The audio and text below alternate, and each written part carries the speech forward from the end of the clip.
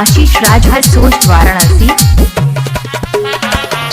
गुलाब जइसन खिलल बारू तू भंवरा से मिलल बारू करत दिल के बदल बारू निकल मेहनत के फल बारू लाली उठावा मिलल चार में परत दिलवाई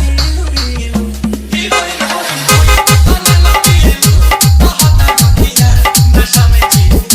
बताओ कहीं गया तनन पीलू कहता नखिया नशा में जीलू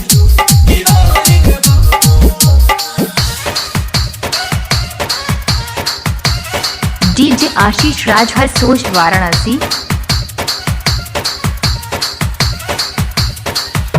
बनल मेरी जहाज आज बाटे हाथ से अंगूरी लागे लुकाटे और मैं बिहारी तुम पूछे बताओ ये मेरा आज का बाटे चूल्हा न हुआ मधुइया हो तू जब मुस्कुरा के बोले लो हीरोइन हो